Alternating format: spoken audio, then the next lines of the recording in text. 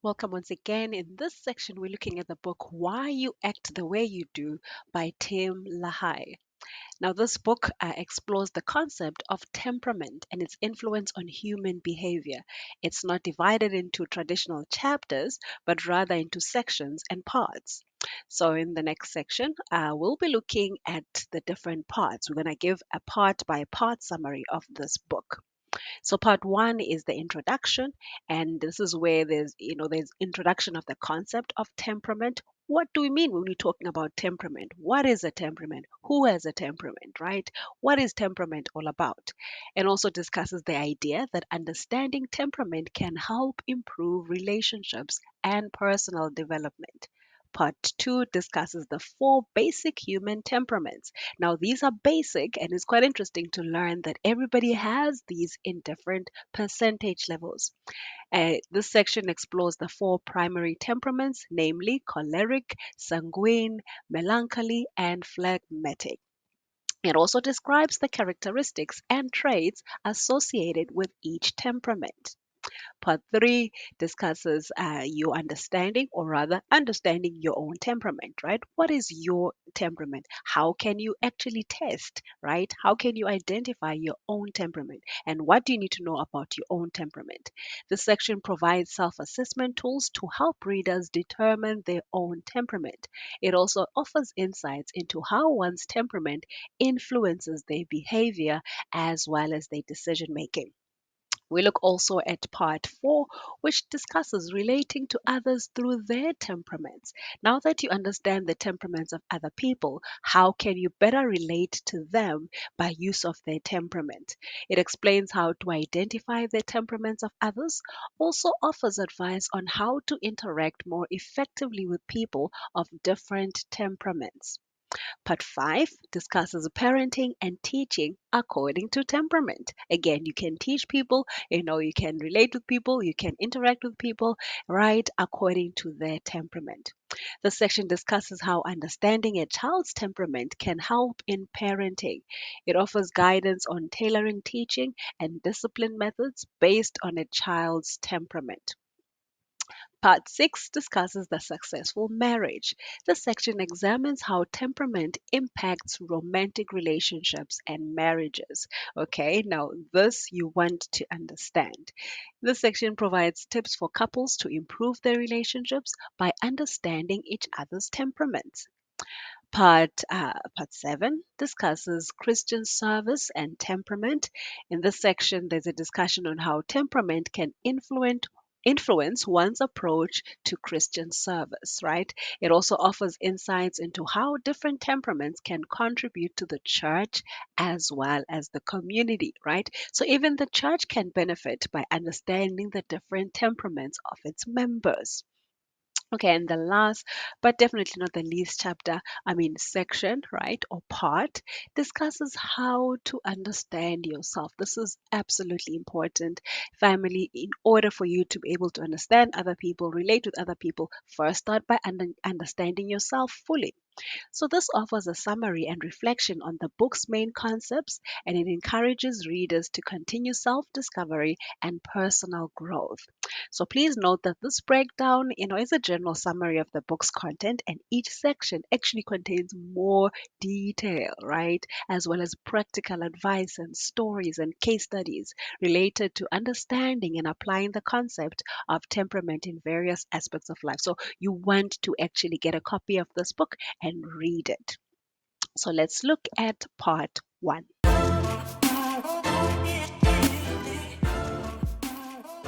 Part one, the introduction. In the first part of the book, Tim LaHaye introduces the central concept of temperament and its role in shaping human behavior. This section serves as a foundation for the rest of the book and provides readers with an understanding of why temperament matters and how it can impact various aspects of one's life. So we look at the concept of temperament, and here LaHaye begins by defining what temperament is. He explains that temperament is the innate part of an individual's personality, which influences how a person thinks, feels, and acts.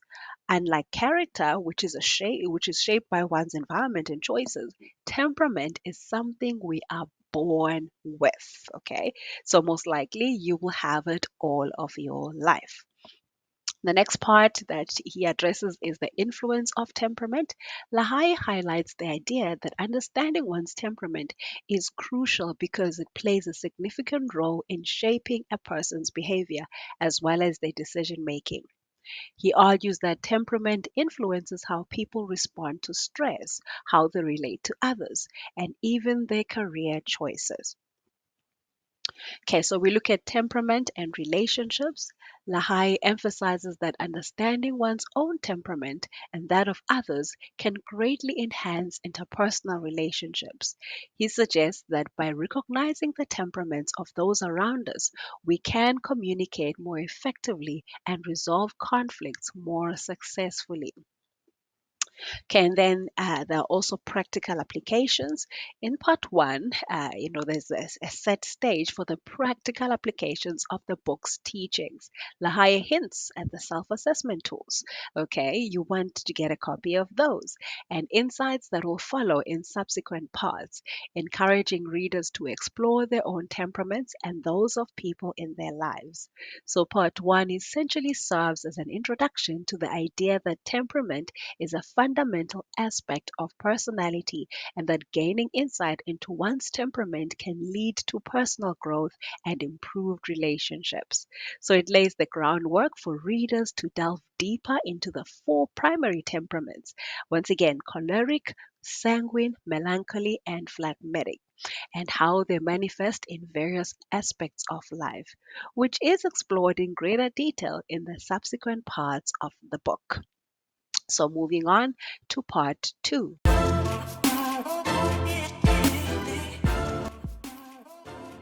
Part two discusses the four basic human temperaments.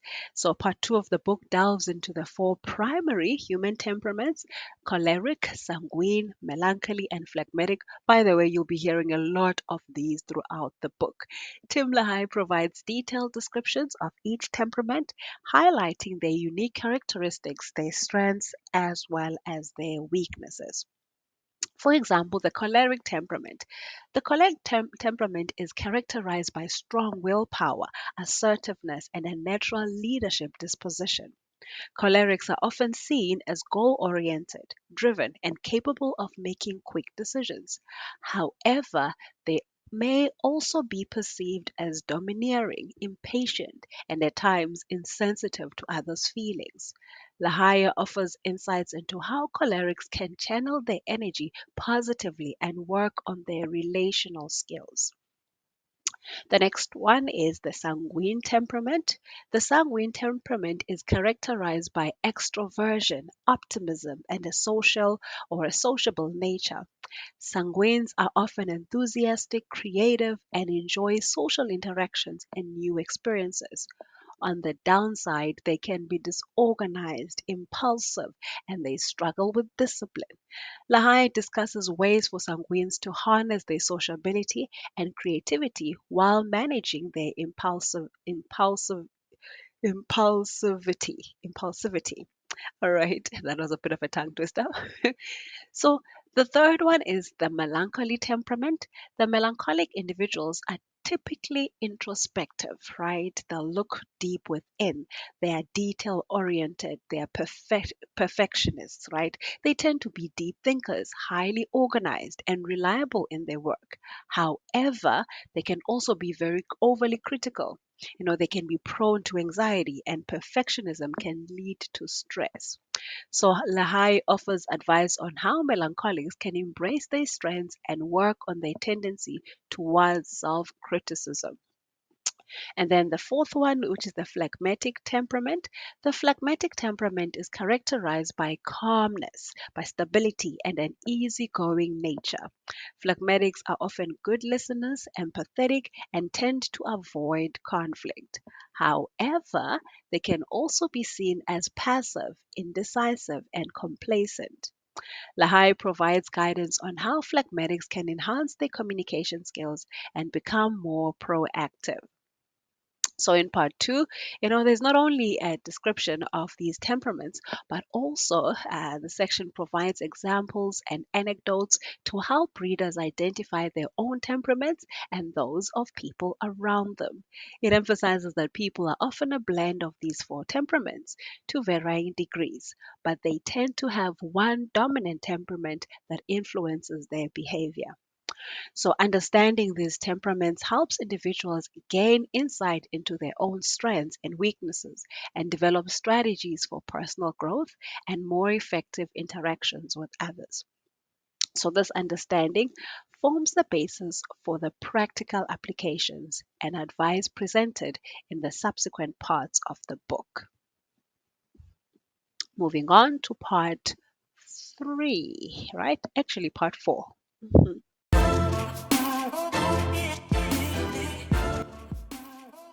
In part four is discussed relating to others through their temperaments. Part four of the book delves into the practical aspects of understanding and relating to others based on their temperaments. Here, Tim LaHaye provides guidance on how to recognize the temperaments of those around you and how to interact effectively with individuals of different temperaments. So we talk of identifying other people's temperaments. Lahai emphasizes the importance of recognizing the temperaments of friends, the temperaments of family members, as well as colleagues. He provides practical tips and examples to help readers identify the dominant temperaments in others. Also, understanding someone's temperament allows you to adapt your communication and behavior to their preferences and their tendencies. Is also communicating effectively. Lahai offers advice on tailoring your communication style to better connect with individuals of different temperaments. For example, when dealing with a choleric, you might be direct and to the point, while with a sanguine, you could engage in enthusiastic and friendly conversation. He provides tips on active listening, empathy, and expressing appreciation in ways that resonate with each temperament. Then there's the element of resolving conflicts. Part 4 explores how conflicts can arise due to differences in temperament. It provides strategies for resolving conflicts by considering the temperaments involved. For example, dealing with a melancholic's perfectionism or a choleric's assertiveness requires specific approaches to maintain harmony and mutual understanding. Then there's working and collaborating. Lahai discusses how recognizing temperaments can be beneficial in the workplace. When working with colleagues of varying temperaments, understanding their preferences can lead to more effective teamwork and improved productivity. He provides insights into leadership, delegation, and teamwork strategies that consider the temperaments of team members. Okay, and then also there's maintaining healthy relationships. This is where Lahayat addresses the impact of temperaments on romantic relationships and marriages. Lahai explains how recognizing and accommodating your partner's temperament can lead to a more harmonious and satisfying relationship. So, part 4 serves as a practical guide for readers to apply their understanding of temperaments in their daily interactions. It encourages empathy, adaptability, and effective communication when dealing with people of different temperaments, ultimately promoting better relationships and reducing conflicts. So, this knowledge allows individuals to tailor their responses to the unique qualities of each temperament they encounter in their personal as well as their professional lives. Moving on to part 5.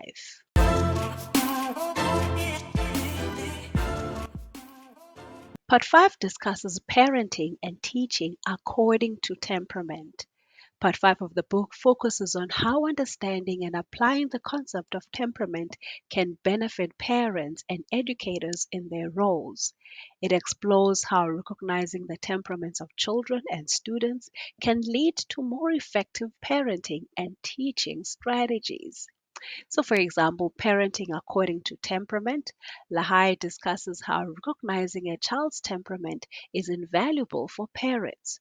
It enables parents to tailor their parenting style to the child's unique needs and preferences. For instance, understanding that a child is a melancholic might lead to providing structure and support for their detailed and organized nature, while a sanguine child may benefit from more creative and engaging activities. Teaching and discipline strategies, the section provides insights into how educators can adapt their teaching methods based on the temperaments of their students. This can help make learning more engaging and effective. LaHaye also discusses discipline strategies that take temperament into account. For example, a choleric child might respond better to direct communication and clear consequences, while a phlegmatic child may need gentler guidance. We look also at nurturing a child's potential. LaHaye emphasizes the importance of recognizing a child's natural strengths and interests, which are often influenced by their temperament. By understanding a child's temperament, parents and teachers can guide them towards activities and pursuits that align with their inherent qualities, leading to a more fulfilling and successful development. Okay, and then we look at siblings and temperament. The section also explores how the dynamics among siblings can be influenced by their different temperaments. LaHaye offers advice on how parents can manage potential conflicts and encourage cooperation based on the temperaments of their children. And last but definitely not least, in this section is discussed temperament as well as education. So here LaHaye extends the discussion to the educational system, suggesting that educators consider the temperaments of their students when planning curricula and classroom activities. This can make learning more engaging and relevant to each student's unique disposition. So, in part five is emphasize the practical implications of temperament theory in the context of parenting and education. It highlights the benefits of recognizing and respecting the temperaments of children and students to create more positive and supportive environments for their growth and development. By doing so, parents and educators can foster a child's self confidence, their motivation and overall well being. So, moving on to part six.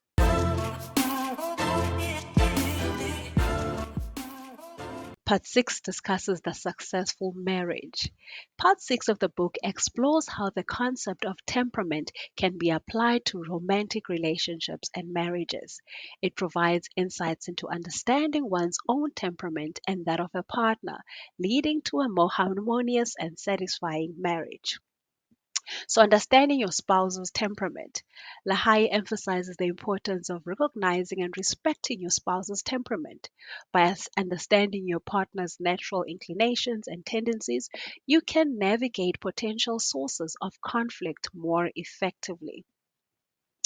And then also temperament differences in marriage. The section discusses common conflicts and misunderstandings that arise due to temperament differences.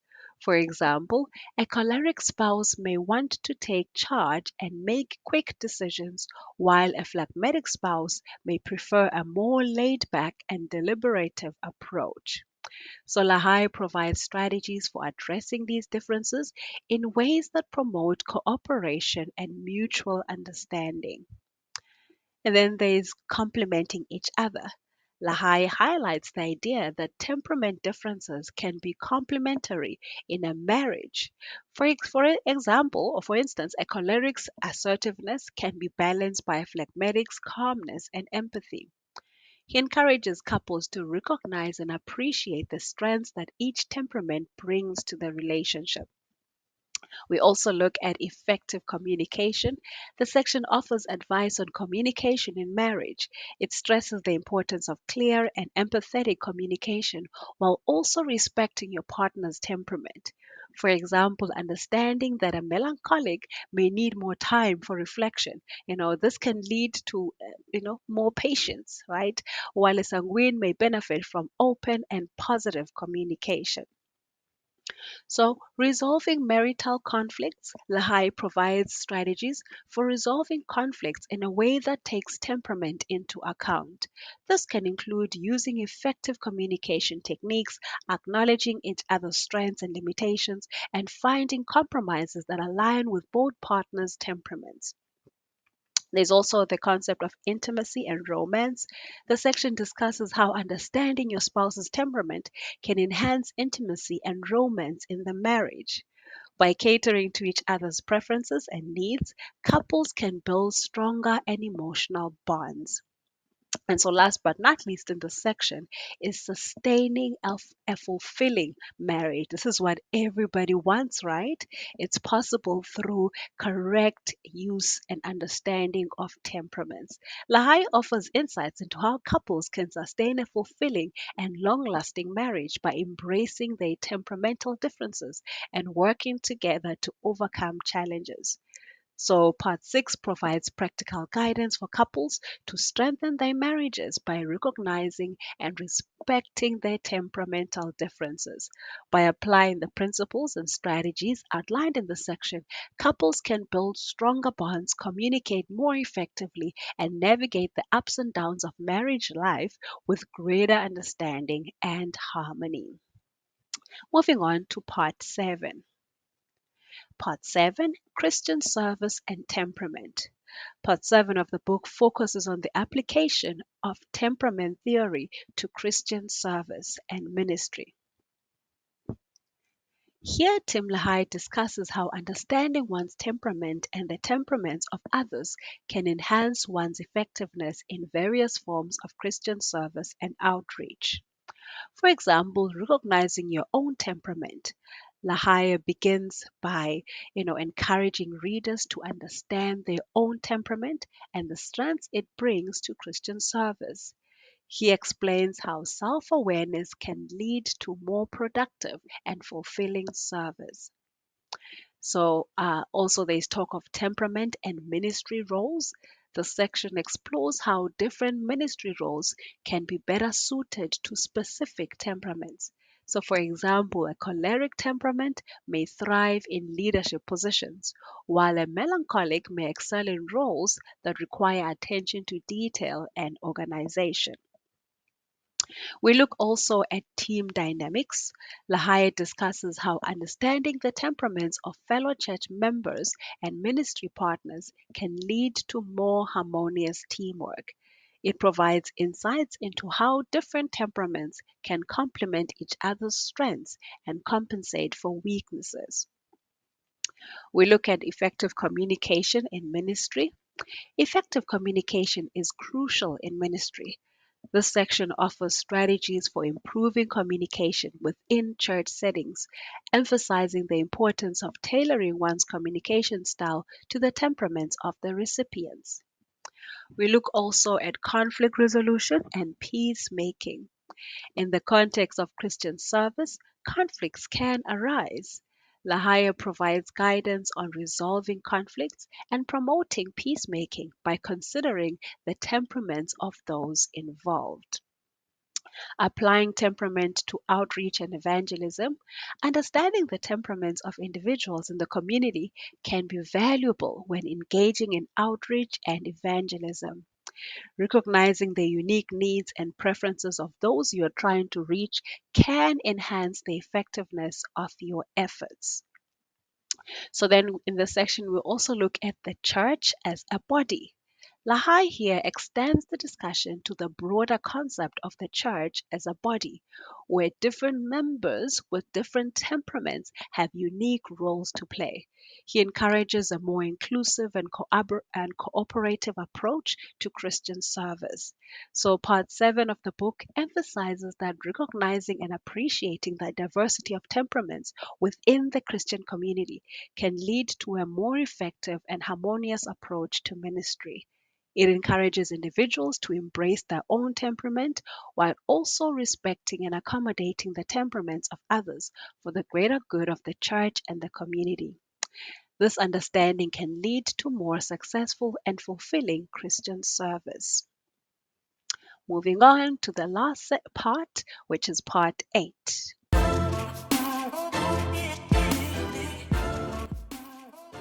Part 8 looks at to how to understand yourself. In this part, there's a conclusion, right? Or this is the conclusion of the book, right? And it summarizes key concepts and encourages self-reflection and continued personal growth. It provides readers with a final perspective on the practical application of temperament theory and its potential impact on their lives.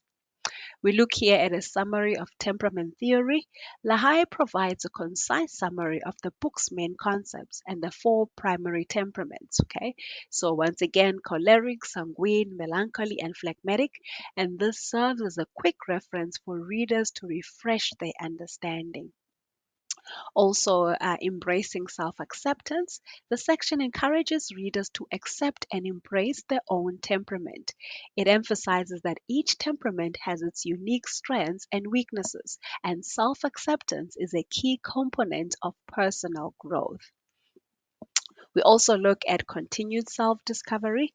Here, LaHaye suggests that understanding one's temperament is an ongoing process. He encourages readers to continue self discovery and self improvement by considering their temperament in various life situations. There's also practical exercises, like a lot of practical exercises and reflection. The part may include practical exercises and reflection questions that prompt readers to think about how they can apply their knowledge of temperament to specific areas of their lives, such as relationships, career, and personal growth. Okay, so then there's the conclusion and the encouragement. In the conclusion of the book, LaHaye reiterates the value of understanding temperament and its potential to improve relationships and personal development. He encourages readers to apply what they've learned in their daily lives and to remain open to the idea that temperament can be a useful tool for self improvement.